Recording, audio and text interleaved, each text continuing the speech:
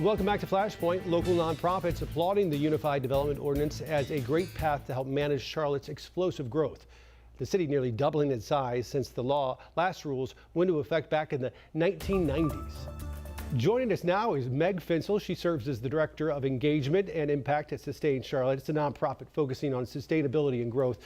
Meg, welcome back to Flashpoint. Thanks for having me. City Council, as you know, has shown a bit of second guessing when it comes to the duplexes and triplexes and look to maybe revisit that. Does that concern you, since this is a big part of the plan? The duplexes and triplexes are a very important part of the UDO. Having said that, the UDO is a living document, and there is an opportunity to modify it with text amendments if there are any unintended consequences. We think overall that this allowing more duplexes and triplexes will provide more housing opportunities. What we're seeing now is that many people with moderate incomes can't afford housing in many parts of Charlotte. So many of them are living in homes that were really designed for people with lower incomes. So the hope is that this will increase housing supply across the city and relieve some of the pressure on the housing that is needed for our lowest income residents. You mentioned it's a living, breathing document. What else would you like to see done in the future? Well, I think the most important thing is to make sure that the UDO is actually fairly implemented.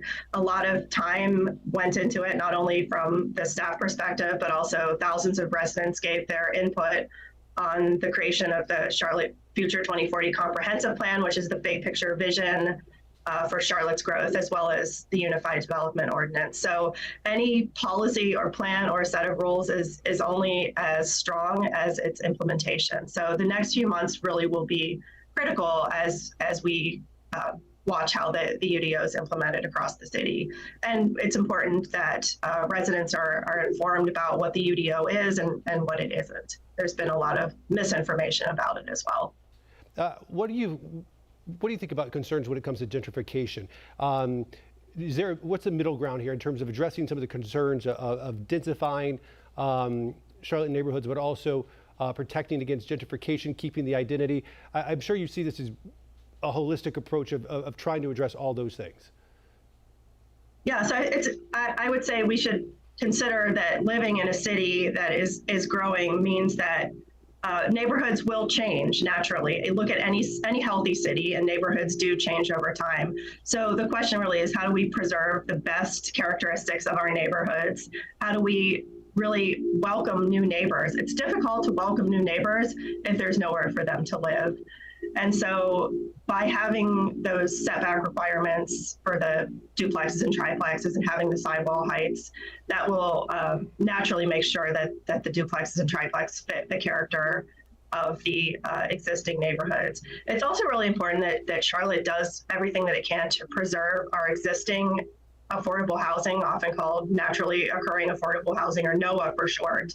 And this is some of the most cost-effective housing within our neighborhoods, and it's often overlooked. Often the emphasis is on building new affordable housing, but we also want to make sure that people of different ability levels, income levels, and ages can live within our neighborhoods. So it's not just a matter of building new housing, but also preserving the good housing that we already have. And this will also allow organizations like Habitat for Humanity and other affordable housing developers to make more efficient use of the existing land without having to go for rezoning if they want to build a duplex or a triplex.